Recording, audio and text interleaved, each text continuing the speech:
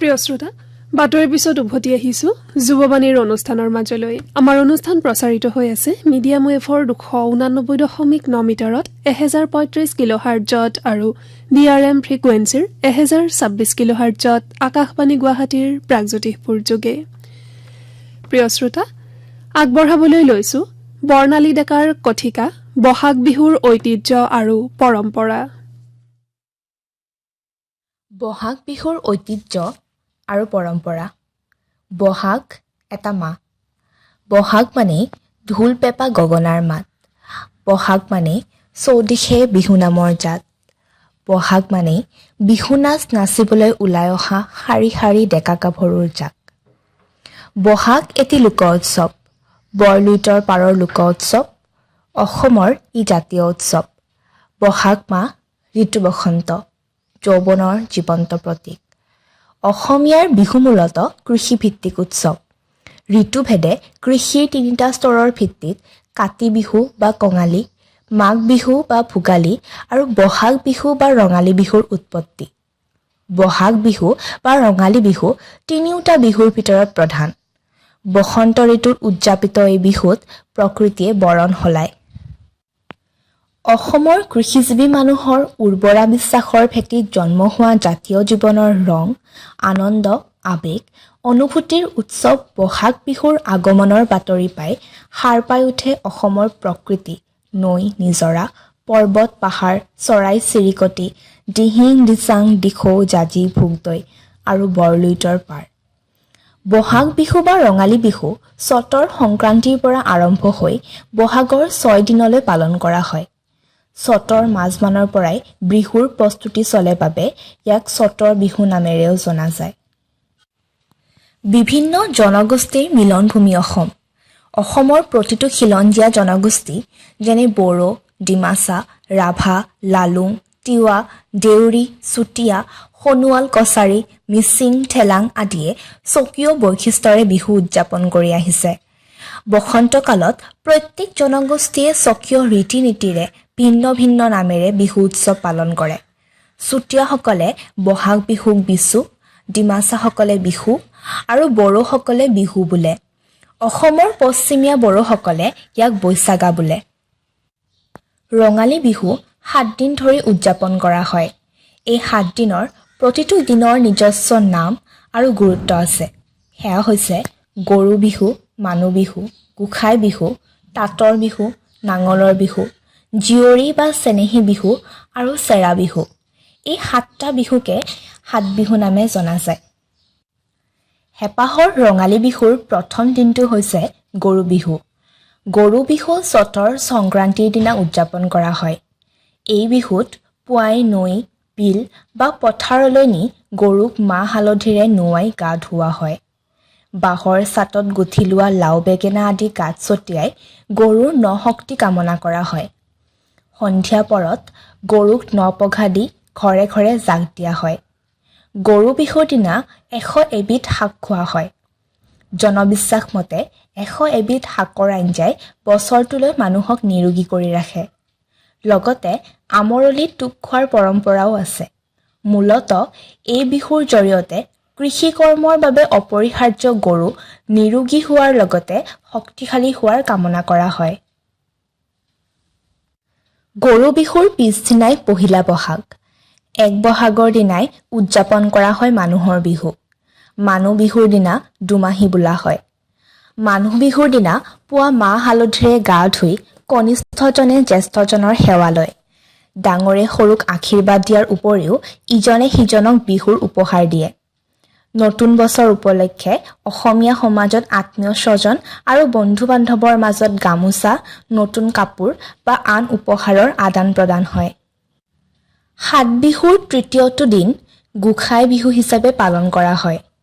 বহাগৰ দ্বিতীয় দিনত পালন কৰা হয় গোসাই বিহু। ঠাইভেদে এই বিহুক কুটুম বিহু বুলিও কোৱা হয়। এই দিনটোত গাঁৱৰ ৰাজহুৱা ধৰ্মীয় স্থানত নাম প্ৰসংগ কৰা হয়। বছৰটো কুশলৈ যাবলৈ নেদেখাজনৰ পৰা আশীষ লোৱা হয়। বহাগ বিহুৰ চতুৰ্থটো দিনত পালন কৰা হয় তাঁতৰ বিহু। অসমীয়া জনজীৱনৰ অতিকে আদৰৰ হয় তাঁতশাল। তাঁতশালত সপোন ৰচে অসমীয়া শিপিনীয়ে। সেইদিনা অসমীয়া শিপিনীসকলে তাঁতশালৰ সঁজুলিসমূহ ভালকৈ মচি কাচি বান্ধি ওপৰত উঠাই লয়। এই তাঁতশালখনক মৰ্যাদা প্ৰদানেৰে এই দিনটোত অসমীয়াসকলে তাঁতৰ বিহু হিচাপে পালন কৰে। পঞ্চম দিনা হৈছে নাঙলৰ বিহু। মূলতঃ কৃষি কৰ্মতেই নিৰ্ভৰশীল অসমীয়াৰ অন্যতম এপদ সম্পদ নাঙল। সেইদিনা কৃষি কাৰ্যত ব্যৱহৃত সা সঁজুলিসমূহৰ ওচৰত চাকি বন্তি জ্বলাই পালন কৰা হয় নাঙল বিহু। নাঙল বিহুৰ পিছদিনা জীয়ৰী বিহু অথবা চেনেহী বিহু পালন কৰা হয়। বিহুৰ এই দিনটোত বিবাহিতা জীয়ৰীসকল মাতৃগৃহলৈ যোৱাৰ এক পৰম্পৰা আছে। ষষ্ঠ দিনা বিয়া দিয়া জীয়ৰী পিতৃগৃহলৈ আহে। সেয়ে সেইদিনা জীয়ৰী বা চেনেহী বিহু বোলা হয়। সাত বিহুৰ অন্তিমটো দিন হৈছে চেৰা বিহু। কোনো কোনো ঠাইত এই বিহুক এৰা বিহু বুলিও কোৱা হয়। চেৰা বিহুৰ দিনটোত দৈ আৰু পঁইতা ভাত খোৱাৰ লগতে বিচনীৰে জোৰ লোৱাৰ পৰম্পৰা আছে। এয়ে বহাগৰ ৭ বিহু। চেৰা বিহুৰ পাছত সাধাৰণতে ৭ দিনত বা ১১ দিনত বিহুৰ সামৰণি মৰা হয়। বিহু সামৰা দিনা ৰাইজে একত্ৰিত হৈ প্ৰথমে গাঁৱৰ নামঘৰত তামোল পাণ দি সেৱা জনাই ঘোষাপদ জুৰি গাঁৱৰ পৰা কিছু নিলগত থকা বৰগছ বা জৰি গছৰ তললৈ গৈ গছজোপাত এখন গামোচা বান্ধি সেৱা জনাই গছজোপাৰ চাৰিওফালে ঘূৰি ঘূৰি ঘোষাপদ গায়। বহাগ বিহুৰ আন এক বিশেষত্ব হৈছে হুঁচৰি গোৱা। সৰু বৰ সকলোৱে মিলি বহাগৰ প্ৰথম কেইদিনত সকলোৰে ঘৰে ঘৰে গৈ হুঁচৰি গাই গৃহস্থৰ কুশল মংগল কামনা কৰে। কোনো কোনো ঠাইত স্থানীয় লোকসকলে গোটেই মাহটো জুৰি হুঁচৰি গায়। ৰঙালী বিহুৰ সময়ত ডেকা গাভৰু বা গাঁৱৰ যুৱকসকলে দল বান্ধি গাঁওখনৰ ঘৰে ঘৰে গৈ হুঁচৰি গায়। তেওঁলোকে গৃহস্থক শুভেচ্ছা জনায় আৰু সুখ সমৃদ্ধি কামনা কৰে। গৃহস্থই তেওঁলোকক পিঠা, লাড়ু, চিৰা, গুড় বা ধন টকা দিয়ে। এই প্ৰথাসমূহে সমাজত ভাতৃত্ববোধ, মিলন আৰু সম্প্ৰীতি বৃদ্ধি কৰে। বহাগ বিহু হৈছে ৰং ধেমালিৰ উৎসৱ। হুঁচৰি, বিহু নাচ আৰু বিহু নামৰ উপৰিও বহাগ বিহুত নানান খেল ধেমালি কৰা হয়। তাৰ ভিতৰত কণী যুঁজ আৰু কড়ি খেল উল্লেখযোগ্য। এই দুয়োবিধ খেলেই প্ৰজননৰ প্ৰতীক। বছৰৰ আৰম্ভণিতে খেলা কড়ি ফুটা মানে ধৰণী সোণালী শস্যেৰে নদন বদন হোৱা আৰু নুফুটা মানে অনাবৃষ্টি, অতিবৃষ্টি, বন্যা আদি আগুৰি ধৰা। কড়ি খেলত জিকিলে অবিবাহিতজনৰ বিবাহৰ যোগ মিলে বুলি বিশ্বাস কৰা হয়। আহোম স্বৰ্গদেউসকলৰ দিনতে এই দুবিধ খেলৰ উপৰিও হেন খেল, ম'হ যুঁজ, মাল যুঁজ, হাতী যুঁজ, কুকুৰা যুঁজ আদি খেলবোৰে জনপ্ৰিয়তা লাভ কৰি ৰজাঘৰীয়াৰ সন্মান আৰু পৃষ্ঠপোষকতা লাভ কৰিবলৈ সক্ষম হৈছিল। বিহু অসমীয়াৰ জাতিৰ বাপতিসাহোন। এই বিহু সমন্বয়ৰ প্ৰতীক।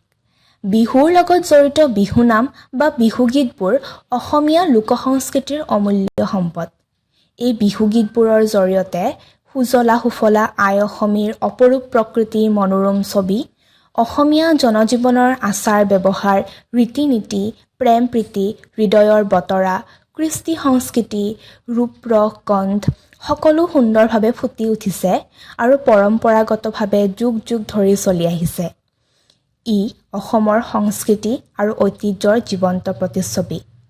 আদিম কালৰ পৰা আজিলৈকে নানা পৰিৱৰ্তনৰ মাজেৰে বিহুৰ আনন্দ আৰু উৎসাহ অবিৰতভাৱে চলি আহিছে। বিহুৰ এই বৰ্তি ধাৰা অনন্ত কাললৈ অক্ষত থাকক।